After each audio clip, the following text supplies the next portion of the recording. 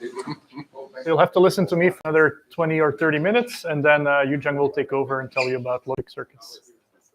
So I did manage during the break to collect a few misunderstandings that are crucial that I would like to do a better job of explaining. So there's two key questions I think people have. One is, if you factorize things, why do you still have dependencies? And the second confusion is, what is happening with there being multiple Gaussians that have the same random variable name? This is confusing. Okay, so here we have a simple probabilistic circuit. The way to read it is to say that somehow 3/4 of all people are in California, 1/4 of all people are in Belgium, and when you're in California, there's independent probabilities, independent coin flips, saying that the weather is nice, very likely, with 90% probability coin flip, and there's an earthquake, also very likely, 80% probability. Don't worry about the numbers. Both are very likely. In Belgium, both are very unlikely, but they're still independent of each other.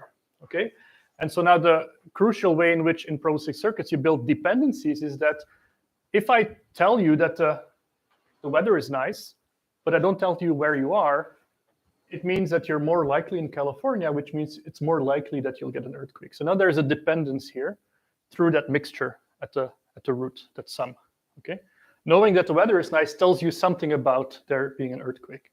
So that's how dependencies creep into what is otherwise just a factorization of independent random variables. Okay, so that's the first point. The second point that needs clarifying is, I was showing you this circuit without the red lines, and I was telling you, well, here you have some Gaussian about the weather, here you have some other Gaussian about the weather, they're different. Just kind of hand waving all that stuff. So here you have now this is actually just two coin flips that are different bias for the same random variable. If you find this annoying, just take whatever variable is the scope here of the random variable and just make it an input to the circuit. So now there's one variable, that's the weather, and it feeds into both of these. And now if what you're computing is a likelihood, these are just multiplications by these parameters, and this is just a classical arithmetic circuit from your theory community, and this shouldn't look strange anymore. Yeah. I find, just from my students, I find it more useful to understand if you don't just think about random variables, but you also think about the underlying, very hard to understand probability space. So there is a probability space under this whole thing. We only can describe it with a handful of random variables. But if you think in terms of outcomes in that probability space, it becomes clear. Okay. Other questions? I hope this helps for people that were confused. All right. So let's move on. I told you about decomposability, syntactic multilinearity, smoothness, never mix things together that are different units. And so now my claim is that with these two properties on my circuit, I can do arbitrary integrals, at least in terms of marginal probabilities as I showed them. So let's make our problem simple. Let's say that I want to compute this integral, which, if this is a normalized distribution, has to be 1. Sorry, can you get back to decomposability? Okay. Okay, so if it's made somewhere in the middle, and the sets of variables should be distinct. Yes, this was another point of confusion. So if you don't really know what's beneath here, this is an arbitrary circuit. It does have a scope, which is the set of all inputs. These have to be disjoint sets. Okay. All right. Good. So how do we do this? So let's look at this example. So we have a rather simple circuit, and we would like to compute this integral here. We have to, or if you like sums, you can think of this as a sum over all possible worlds, where we have to sum up the probability of all of the worlds. Now here at the output of our circuit, we have a sum, a mixture, which is defined as this kind of weighted sum of inputs, okay? And now it's very easy to see that the integral of the sum is the sum of the integrals. And so that means that if I want to compute this integral here, I can just compute it at the second to last layer 2 times, for each of these circuits, and then compute the weighted average, and we're done. Okay, so this is pretty trivial, hopefully. Okay, so that means we have pushed our integration from the last layer to the second to last layer. Now we are hitting these product nodes in our circuit. When we have a product node, we assumed the decomposability property. And so that means that this very large integral, which is summing over all values of x, y, and z, can now be actually written as the product of integrals separately summing over all x, y, and z in each of these circuits separately, right? So now we can put parentheses here, and we essentially get 3 integrals that we're computing in these subcircuits, and we multiply these integrals, and we get the answer we want. And so that means that we can take our integral here, push it 1 layer down, 1 layer down, 1 layer down, 1 layer down, until we have to compute an integral at the input distributions, which we have already assumed can be done efficiently for whatever you want to consider here, a coin flip, for example. Okay, so that's pretty easy. Of course, the way that we do this is using dynamic programming in the reverse direction, just to make it efficient. So let's say we want to compute the probability of some particular value of x2 and x4, and we're marginalizing out x1 and x3. Okay, so that means that for all of the inputs or Gaussians that mention x1 and x3, if I were to push this integral down, I would end up computing the integral of these Gaussians, and the output would be 1. Okay, so for these variables that are being marginalized out, I just replace them by a constant 1. Okay, that's my integral. For the other ones, I don't actually integrate over x2 and x4. I'm given specific values for them. And so that means that I just need to compute the probability of these values in each of these little atomic circuits. Then, because of the previous slide, it's all just sums of products of sums of products, I compute it in this forward fashion, and I get my marginal probability at my output for this particular query. And this works no matter what values you give to x2 and x4. It works no matter which subset of variables you want to observe. Okay, pretty easy. Okay. If you don't want to compute the value for a particular x2, x4, but you want to compute the general distribution, can you somehow do something general on the circuit and compute another circuit? Yes. Probability, or? Very good. So suppose that I don't really get values for x2 and x4. I just would like to somehow marginalize all the others out of the circuit and still get a joint distribution over x2 and x4. All I need to do is the blue step. This becomes a 1, which then disappears. This 1 disappears. Also here, essentially, you can simplify your circuit, setting to 1 all of the things you don't care about, and you're left with a subcircuit that is your marginal distribution. So yeah, I find this actually quite very deep. So what you're saying here is that you actually never need to compute the integrals even for the leaf nodes. So if instead of a Gaussian, I would have a very complicated function in a single variable for which I don't know how to compute the integral, you still substitute with 1 because you're guaranteed to have that integral is guaranteed to be normalized. Yeah. Yeah, so suppose you had, I don't know if I can come up with an instance of where this would happen, but that's true, right? So this is a normalized distribution, so it's 1, and you assume you can compute the likelihood density, and that's all you need. So far, your assumption that you need to be able to compute integrals for these transcendental functions that you put on the nodes, like the Gaussian, you have not used it. You didn't need to use it. Right. We don't actually have to compute some integral over some interval in the Gaussian to do this. But that's also because we've kind of defined queries as being values for variables or missing. As soon as you define marginal queries also as saying x2 is between 0 and 5, then you do need to actually compute those integrals at the leaves, which you can do. It's also tractable. Okay, thanks. Yeah. Of course, what we're hiding here is the fact that computing integrals for the Gaussian is actually not tractable, but in practice it is. All right. Let's skip. Well, okay, so something fun you can do is, if I give you images, we could already compute the probability of that image in the distribution. But if you're now only given the bottom half of some image, you can also compute the probability of the bottom half of that image exactly and efficiently, okay? Because we can compute marginals, we can now compute conditional probabilities. I guess it's rather straightforward. It's just a ratio of 2 marginals. And for reasons I won't actually really explain, once you can compute a conditional probability, you can also just sample from that conditional distribution. And so now here you have, from a particular probabilistic circuit that was trained on MNIST, you get some sampled completions of these lower half images. Okay. Computer vision people like to see these kind of silly experiments. Not on MNIST. I think they like fancier images, but whatever. Okay. And so now I want to take a little detour because very early on, someone asked, why do you even care about computing marginals? You know, if all you want is generate images or generate text, you don't really need marginals, right? So here's my answer to that question. And the main takeaway here is that, so there will be no theory here, it's just kind of motivation for why we care. The main story here is that when we use generative models like Stable Diffusion or ChatGPT or whatever, it's still very difficult to control these models and what they generate, right? So here I ask for more reasoning and I get more recession, right? So that's not what I want. So let's go to ChatGPT. I want to say generate a sentence using frisbee, caught, and dog following this given order, right? Not that hard of a question. First answer is not exactly correct. I mean, it's English, but it doesn't follow the order of the keywords that I specified, okay?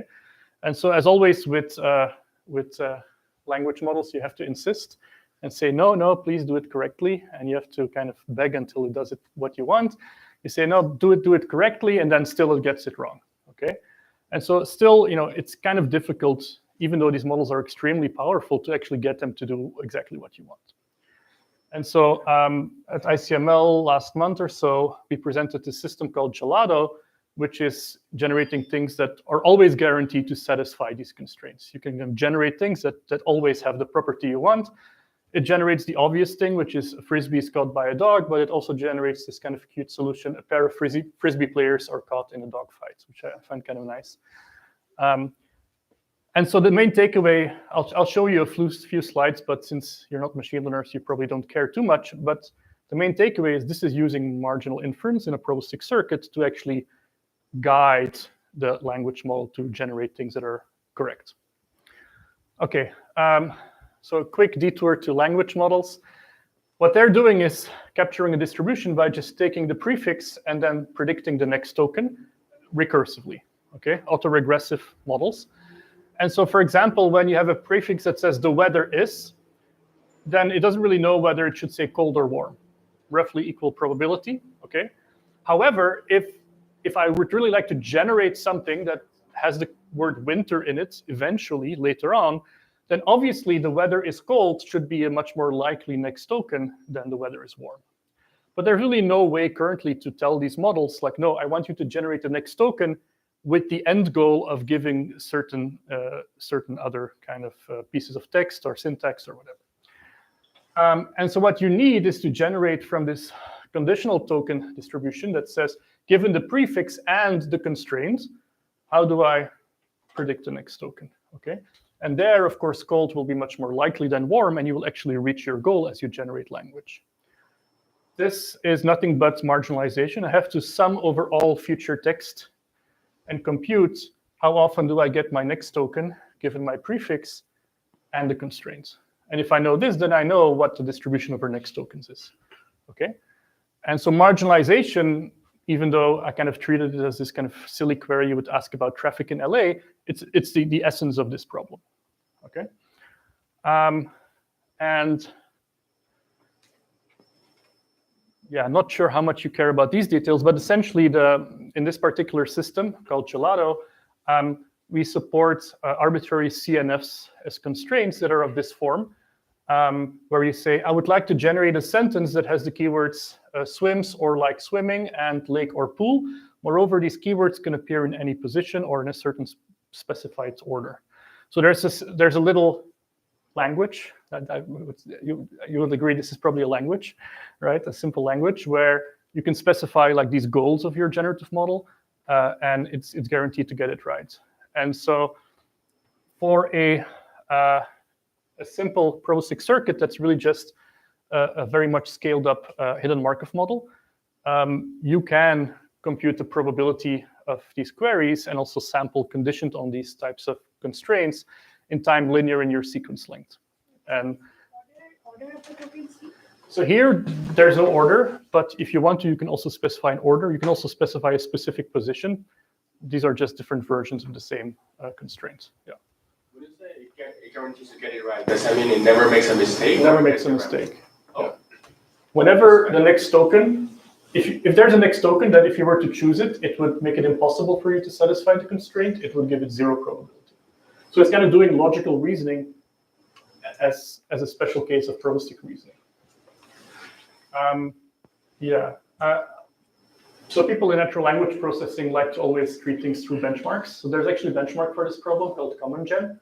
So you're given these keywords, snow, drive, car, and then you have to generate something that looks like this.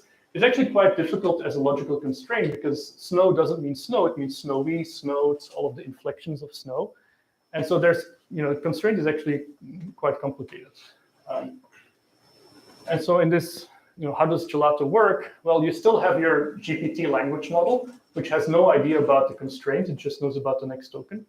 But then you have your probabilistic circuit, which is tractable, which can tell you what's the probability that I will reach my goal, satisfy the constraint, given my prefix and my next token. And so this one knows that, cold is actually the thing that more likely will generate winter eventually. Now, there's some interesting ways in which you can combine these models, meaning how do I actually control the language model, which is really good at English, using the probabilistic circuit, which is slightly worse at English, but very good at marginalization. There's a few ways to do that, but essentially you can combine them to kind of get the right answer and also generate grammatical English. You can check the slides for more details, but the summary here is that even something very simple like taking the geometric means between the next token distributions, basically having them somehow agree on which next words are both going to reach the goal and be correct English, actually works really well. So this is how NLP folks evaluate the generated language, things like BLEU scores. So these are very well-known NLP papers. Like this was a NACL Best Paper Awards, or maybe this one, NeurIPS Oral. So these are all very recent kind of systems people built. And it turns out that just doing this very simple marginalization on a probabilistic circuit gives you language that is much higher quality, right? So it actually looks better to people.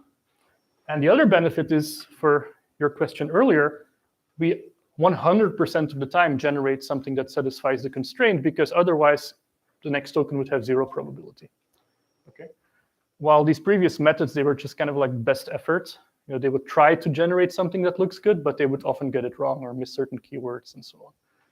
And so I think this is maybe a bit too fancy of an application to really dive into here, but it should hopefully motivate you that things like marginalization are actually very powerful, even in the age of transformers and GPT. Where the circuit is making use of LLM as a black box.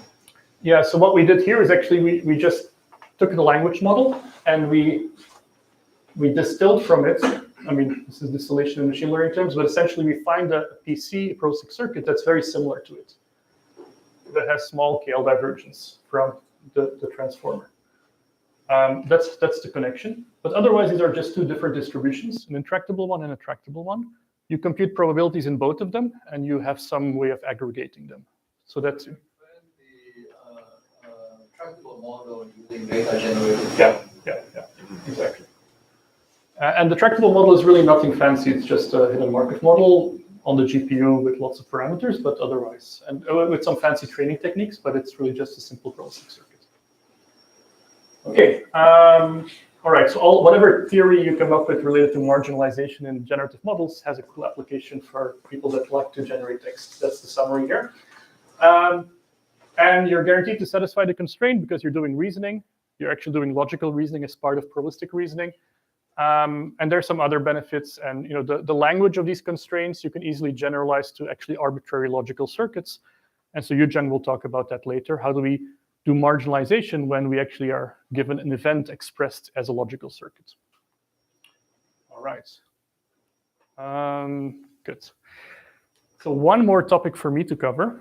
So there's one more query that I already mentioned, which is map inference. And so I would like to still introduce the properties needed for efficient map inference and also the algorithm to do so.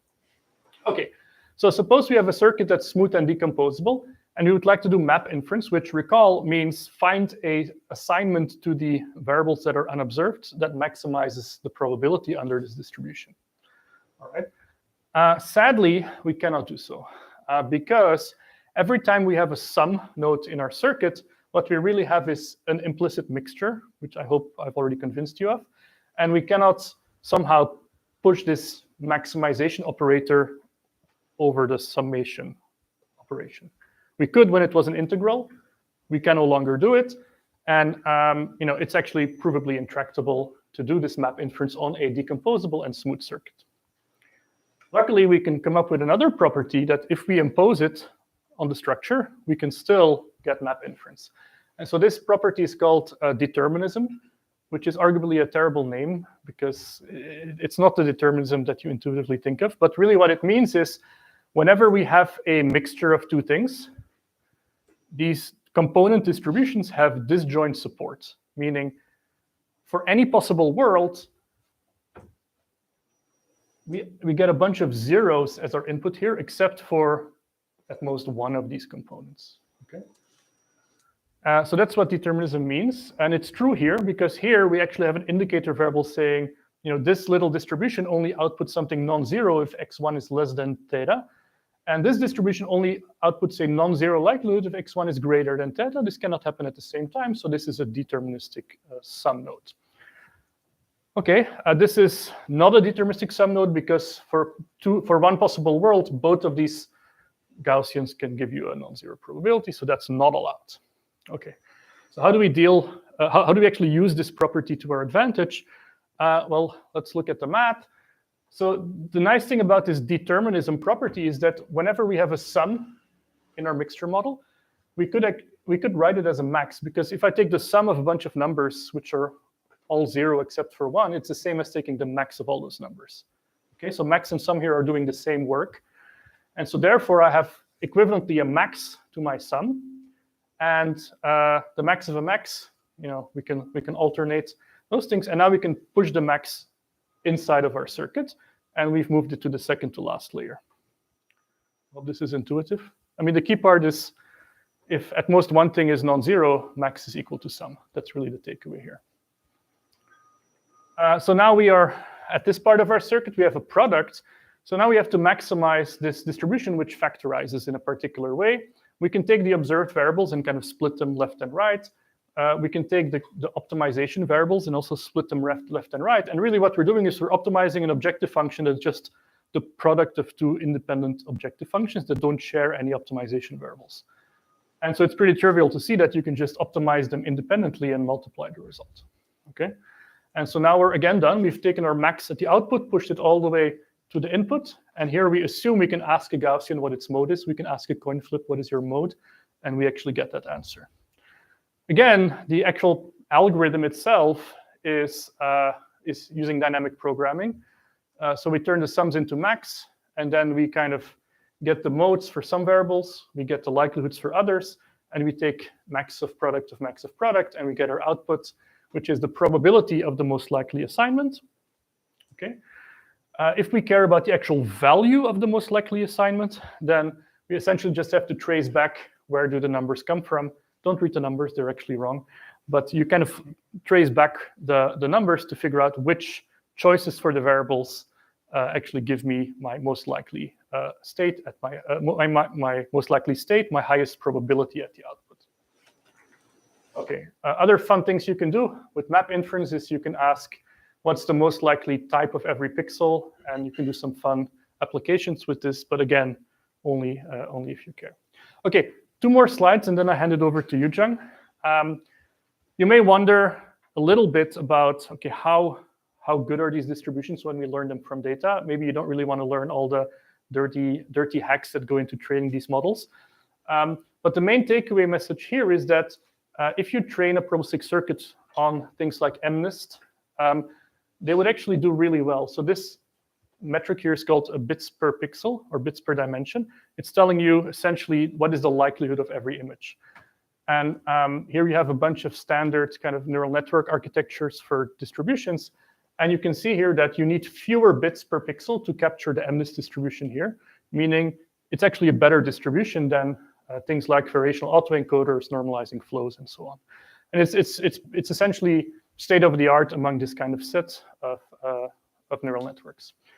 So surprisingly, despite decomposable and smooth circuits being tractable, actually fitting them to data can be done in a way that's very competitive with any other neural network architecture.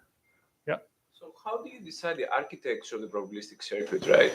So that's the stuff I didn't want to get into at the very end of the tutorial. Essentially, for images, there's a very natural way to do so, which is to kind of partition your image left, right, top, down, and create like large mixtures of like patches, essentially. I can tell you offline, or maybe at the very end of the day, but I'm hoping it's a lot of hacky stuff, but it does work well in practice. Yeah. So to follow up on that question, so for these mixture models for the images, you don't really get product nodes, right? You only get some nodes. Is that right? Not exactly. So for example, there's a paper at ICML last month about state-of-the-art image models, like ImageNet 64 type of like natural images. And what happens in that paper is you take your image, you split it up into small patches. You learn that there's different types of patch level small distributions. You essentially build a large mixture of products of these different types of patches. That's the 3-line summary. So yes, you do multiply. You kind of pretend like patches are independent because you multiply them, but then you have a very large mixture on top of that that kind of glues them together. So a red patch is very likely to be connected to another red patch, given the fact that it's a red image. That's kind of the intuition. In practice, do you have a very deep circuit, or do you have a?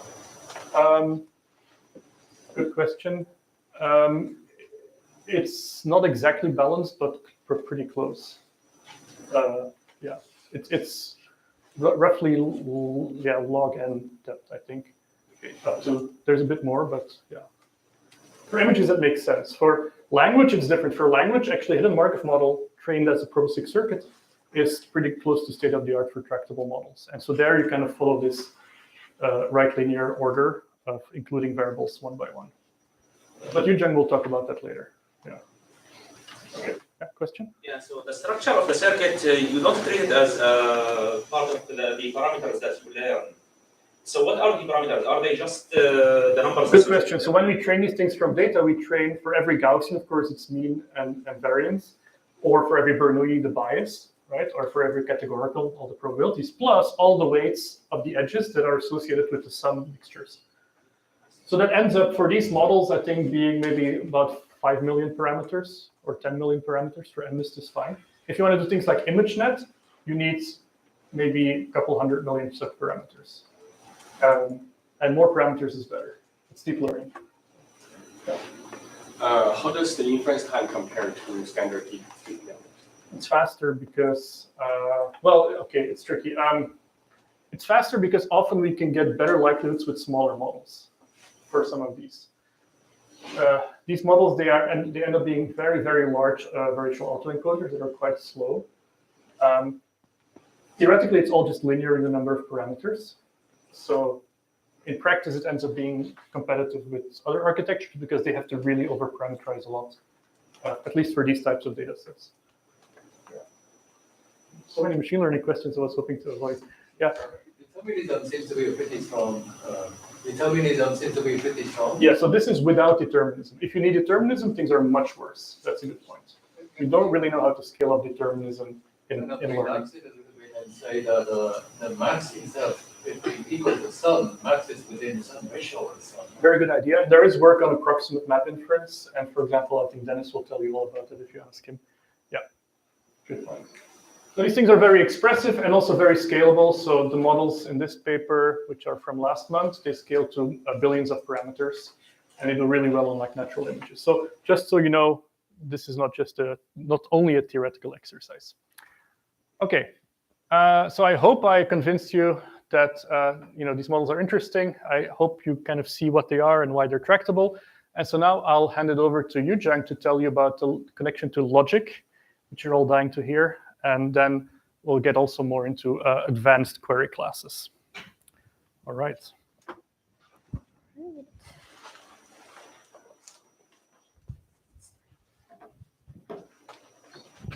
Is the mic on? Okay, sounds great. All right, so let's start right off. Of course, again, same thing. Please interrupt at any point if you have questions. I think Guy promised that I'll answer a lot of questions. So if like what I'm covering is not satisfactory, please do interrupt me and let me know. Okay. So how are these probabilistic circuits that we've seen so far related to logical circuits, right? So of course, the thing Hang pointed out earlier, that like can we replace the semi-ring from what we've been using in the probability of commutative semi-ring to others and still get this tractability, right? So of course we can do that. For instance, what we kind of saw earlier with map inference, you can almost see that as essentially replacing this with the max tropical semi-ring, right? Like replace sum with max, product with sum.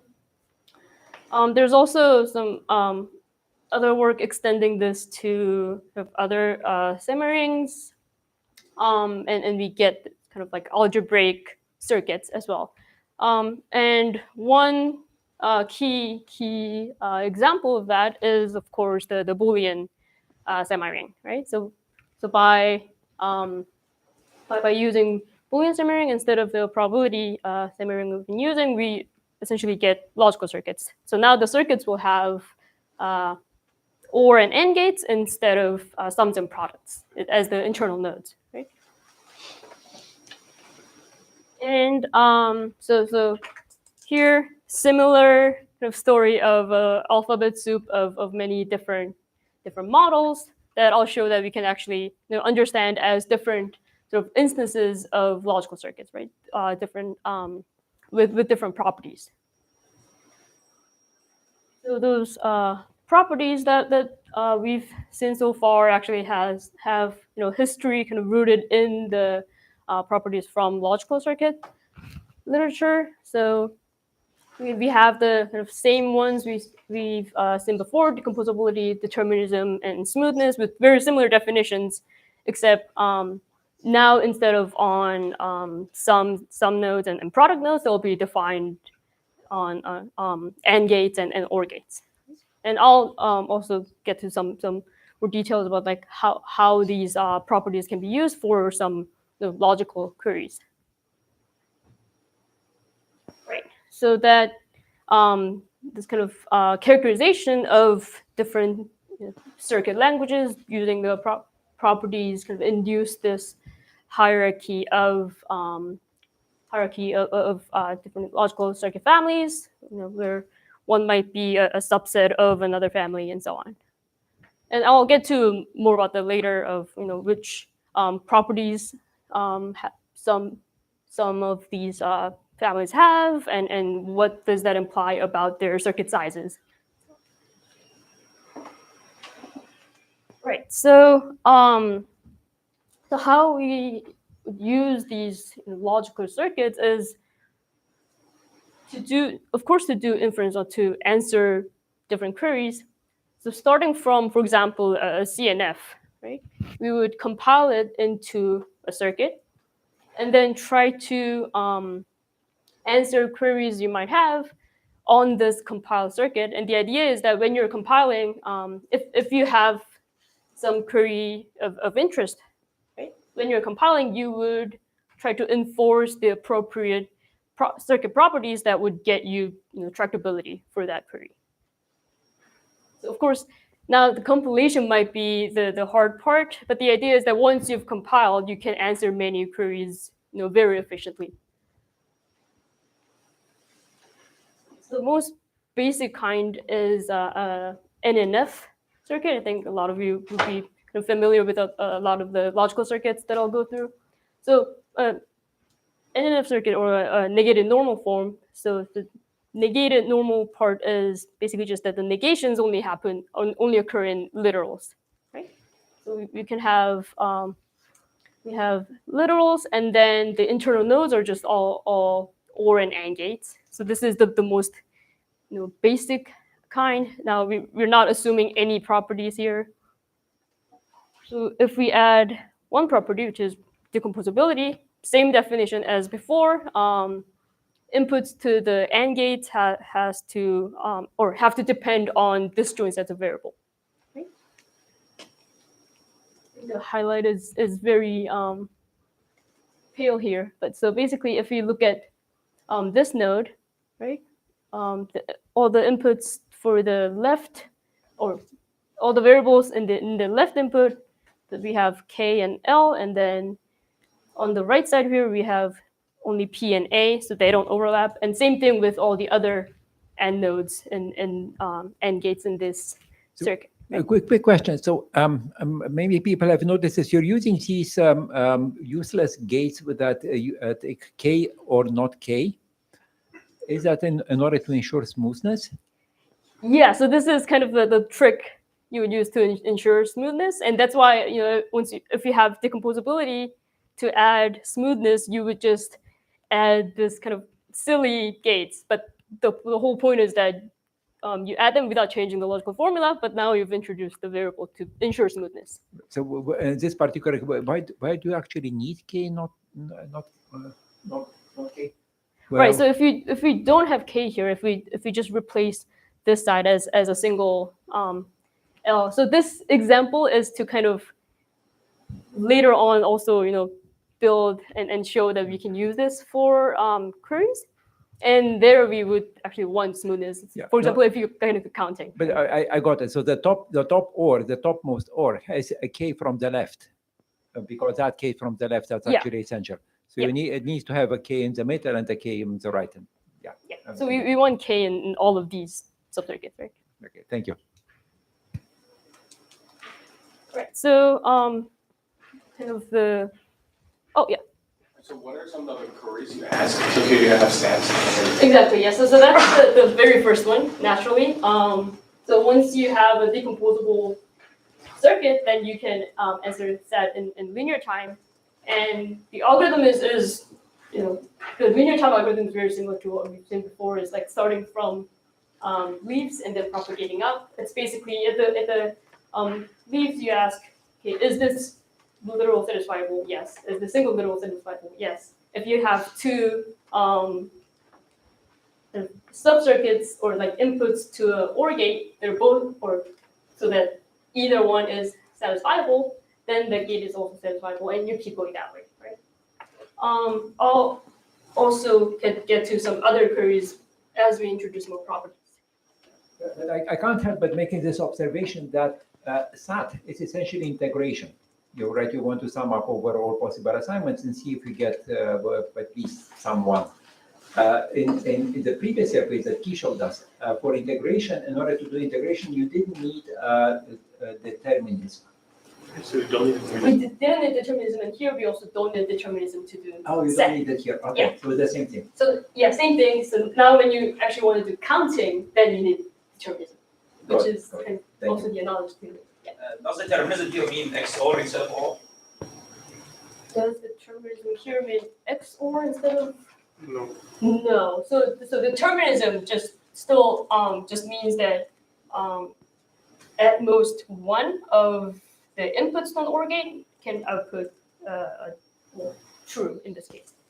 Yeah. So that's not the same as XOR, because you can have both, or not both, neither outputting true. Right? Like if you both propagate false, you're not violating determinism. Yeah, but if you have a deterministic circuit, you can replace this OR by an XOR, and you're going to get something equivalent, right?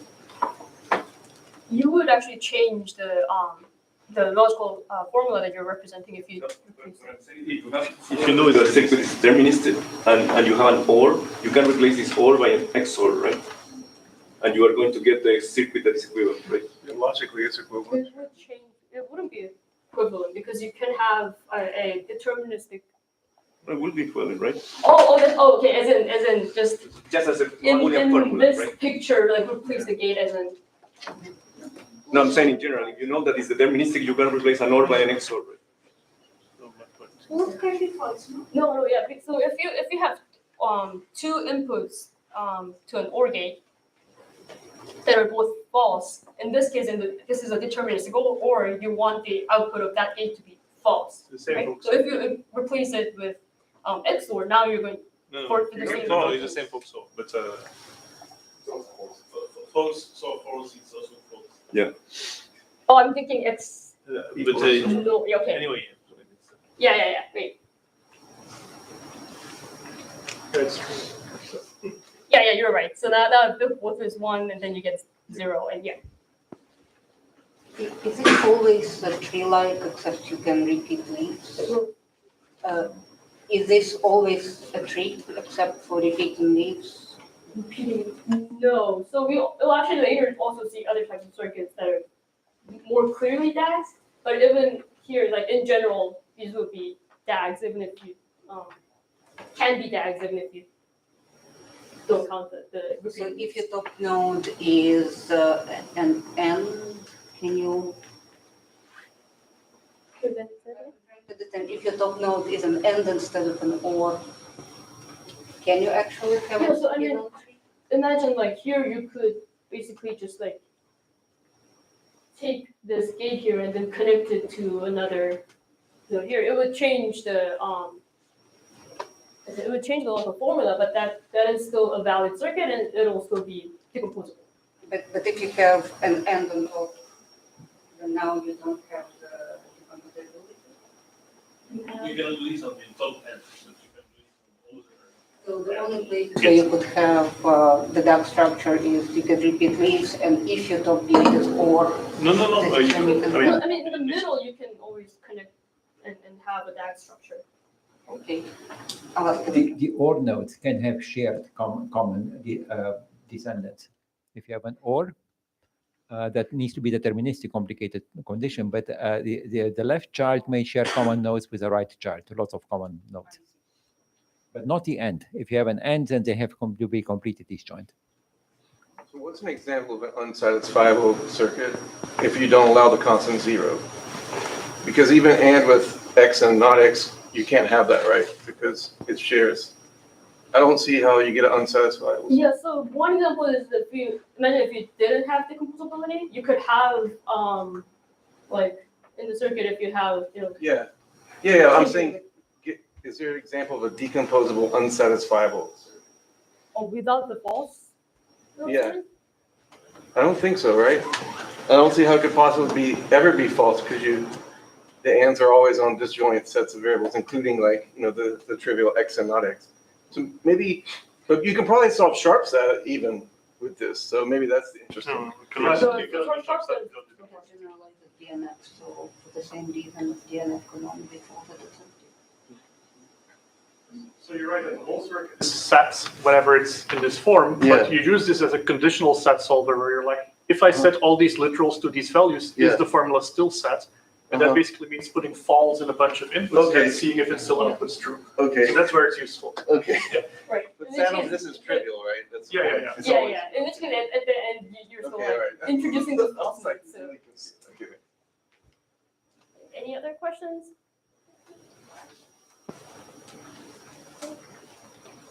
All right, so now let's add one more property, which is determinism. So I think we already kind of touched a little bit. So basically, same idea, right? Only one, for any input, only one of the inputs to a OR gate can be evaluated true, right? So here, kind of graphically represented as these red wires that are propagating true, blue, I believe that's right, yeah, and then blue wires that are propagating false.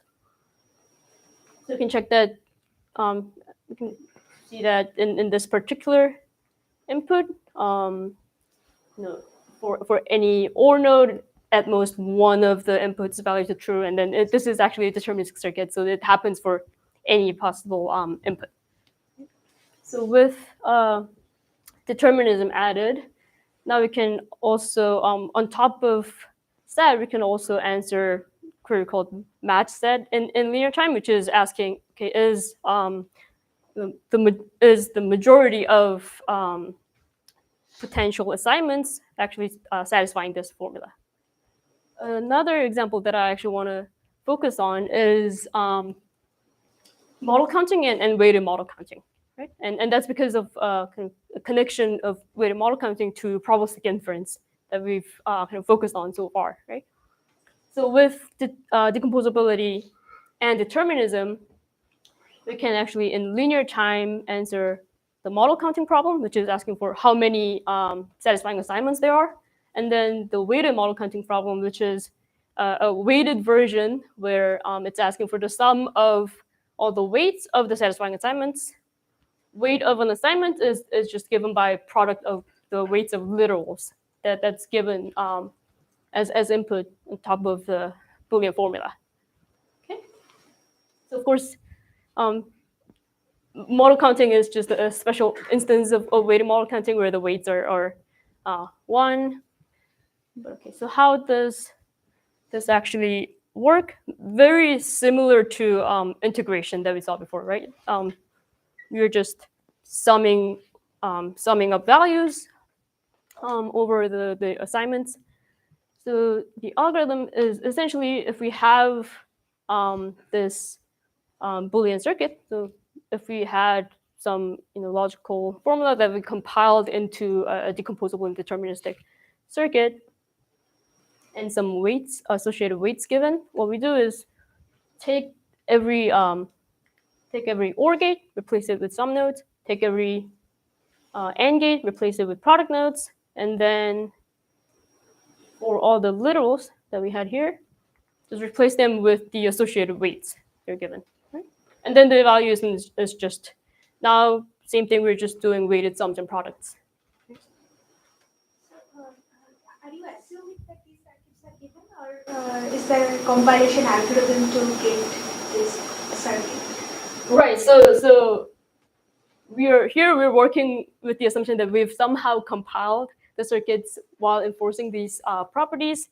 So there are compilers, for example, like based on using like the trace of DPLL, like solvers that will actually generate circuits of different properties, and often they guarantee determinism and decomposability. As far as I know, most of them, like, we don't really know how to even compile like without determinism. There are some work, but most of them actually always guarantee these properties.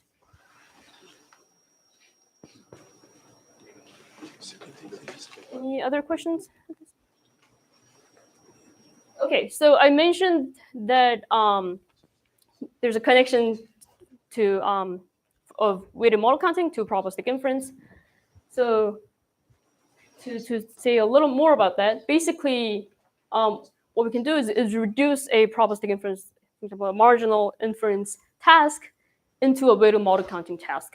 Right? And how that happens is you can encode a probabilistic model, for example, a Bayesian network, as a weighted model counting formula. So I won't go really into the detail of how that encoding happens. You can check out the paper by Mark Shavir and Darvish for some concrete examples. But basically what happens is you can introduce auxiliary variables, and then in the formula and the associated weights, the parameters you have on the Bayesian network would, for example, show up as the weights, so that when you want to compute marginals on that Bayesian network, you can translate it into a weighted model counting task, right? So they will be equivalent. So how we can actually solve it is, once we've encoded this, compile this formula into a logical circuit that is deterministic and decomposable. And then by doing weighted model counting on that circuit, you're effectively solving marginal probabilities, or computing marginal probabilities on that initial probabilistic model. And of course, the picture is kind of similar as what we saw before with probabilistic circuits. If you want to answer more complex queries, we would start enforcing more stronger structural properties, and I'll also go over some examples on that. So there is something I don't quite understand. So for logical circuits in weighted model counting, you need determinism, right? For the probabilistic circuits to do marginal inference, you don't need determinism. And I don't quite understand why you have this difference. Yeah, that's a really good question. So why do we need determinism for weighted model counting, when for sums and integrations on PCs we don't need determinism? So we don't need determinism on PCs because for sums and products, basically what we're doing is whatever the distribution is modeled by PC, we're saying once we have decomposability, we can compute arbitrary sums and integrals, right? One way to think about that is for logical circuits. When we turn a logical circuit into a sort of arithmetic or like a probabilistic circuit by changing it to sums and products, if we don't have determinism, it's no longer going to represent a logical function, meaning your output might not be 1 anymore. Your output might be larger than 1, so it's no longer the same function. So that's when you need determinism, and then to do counting, that's decomposability is actually playing the major part there.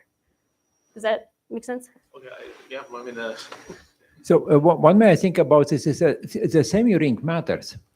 If you compute, if you do your integral over the semi-ring of reals, then you don't need determinism. But if you do this over the semi-ring of booleans, where you have idempotence, then you need determinism. So algebraic properties of the semi-rings, they matter to your for the complexity of your algorithm. Yeah, that's a very good point. Like if you think of like max tropical semi-rings, you would also need determinism.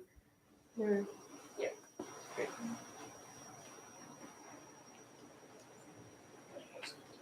So instead of actually going into detail what this encoding and then compilation look like, what I'll say is that there's kind of a way to turn these compiled circuits, coming from the weighted model counting formula to just probabilistic circuits where the parameters actually just, or the weights just occur in the edges instead of as these like new variables on the leaves of or on the Boolean formula, right? So what I'll do is actually show you how you can directly translate some graphical models into probabilistic circuits.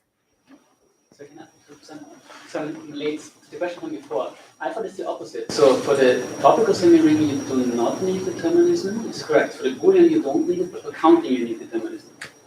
Is this correct? It's like a way to say that if you have a disjunctive node, an or, then you don't care about whether you have one side or the other side. 1, 0, 0, 1. But for counting, you need to know it and you need to take care of this. This is the reason why you need. you are counting on top of the Boolean smearing. That's.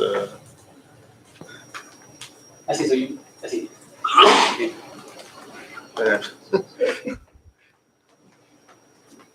Okay. Right. So I'll come back to some more logical circuit languages with stronger properties, but let's talk a little bit about compilation from a probabilistic model, and then I'll come back to more circuit languages. Okay, so let's see. Okay, we're starting with this kind of tree Bayesian network structure. And let's say we want to compile it into a probabilistic circuit. So using this example, let me kind of walk you through what that looks like. Basically, compilation is going to be bottom up, meaning we start from the leaf nodes in this network, and then recursively compile a circuit going up. So first, what we do is look at this leaf node, look at its conditional probability table, which gives you, given the parent C, what's the probability of this variable A being true or false. Okay? So how we do that is, let's say this, given that C is 0, we have these two parameters saying probability of A being 1 is 0.7, given this condition that C is 0. Okay, so that's one way to represent a Bernoulli, right, condition on C. And then given another condition, same thing, we can represent the coin flip this way. Okay, and then we'll do the same thing for this other leaf node. And then recurse. So now we move on to this parent node and say, first of all, think of the probability of the variable conditioned on some value of its parent. So we have a similar looking sum node here.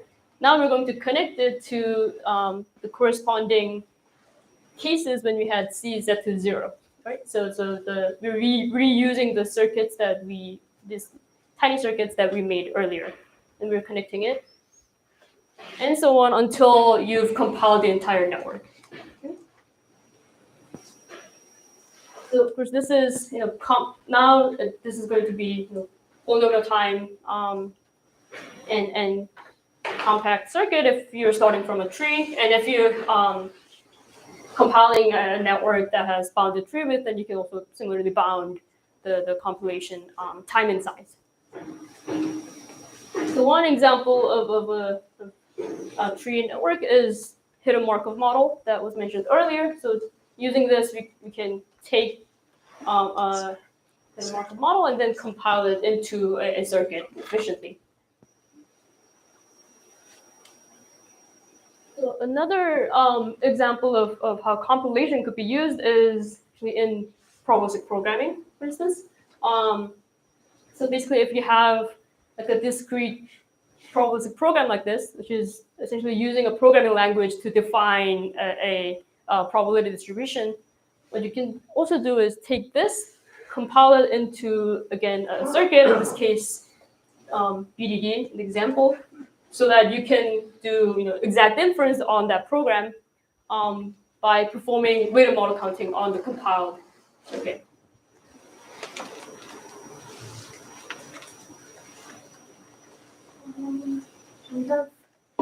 Does compilation work for Markov kind of field, like in underwriting? So we, yes, for you can still compile. By how that works is like compiling factor by factor and also combining recursively. But then, of course, in the general case, in the most general case, the compilation can be hard because doing inference on Markov random fields is also hard in general, right? So similar story is. How does the normalization factor, how is it computed in the compiler? The partition function, the common denominator. Yeah, so if you can compile it into a circuit that is decomposable, then you can actually compute the partition function there, right? But then this is why compilation will be hard.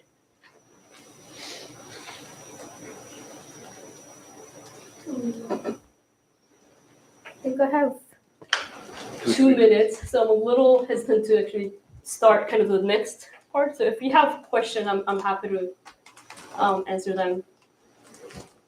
Or I can. Okay, so let's thank the speaker then.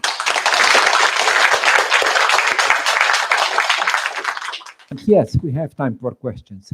Any questions? Yes, Remy, you had a question? Oh, I can make a right, so I think I'm trying to confirm motivation for this. So you have, can you go back to your tab where you had something like tree on the left, and then you have your small your circuit on the right. So there's a slide on which, for example, this one. Right, so the motivation for doing this is that I want to ask those queries like map and NAR on the thing on the left. So by doing this, are you saying that because we know how to do those on the network, we can now use that to answer? Oh, as in because doing it directly on the trees is like already easy. Right. So is it true that doing it on the right is easier than the left? So in this case, in the tree case, this is kind of just an example. So it might be a little silly because here you already have like a linear time complexity, so you're kind of going through this work to still get linear time. But in general, so what happens is I mentioned that you can kind of go through. Okay, I'm gonna have to go back too much, but I mentioned that you can take a probabilistic model and then encode it into a weighted Boolean formula, and then compile that, right? So in this route, what could happen is even if the starting network doesn't have like a bounded truth, like in general case, there are some cases where you can still use some sort of independence properties of the distribution to get a compact circuit. So in that case, you wouldn't be able to say that you wouldn't be able to say that starting with the network your inference was easy, but then in the compiled circuit there may be cases where you can still compile the compact circuit and still do linear time like inference. Just encoding more assumptions. Yeah, it's what happens is like in the encoding and compilation, you're looking at finer grained independencies that don't show up in the structure and the tree list, and you can still like exploit that during compilation. Yes, Udipa? Do you have, for these examples that you showed, do you have any upper bound on the size of the circuit that is being compiled? So you said tractable, but what's the complexity of the? Yeah, so it would be bounded. So the tree width, I believe, would give you a bound on the actual width of. Yeah, I think width of the circuit, yeah, right? Fixed parameter tractable in the tree width to compilation, I believe. Yeah. Yeah, and then the depth is, of course, like at most n, but I think there's like tighter bounds. That is for the Bayesian network.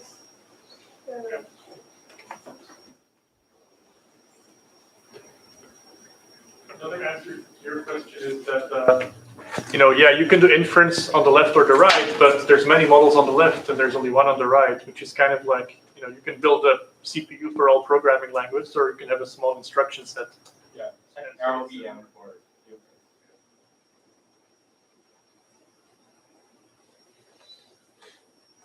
Okay.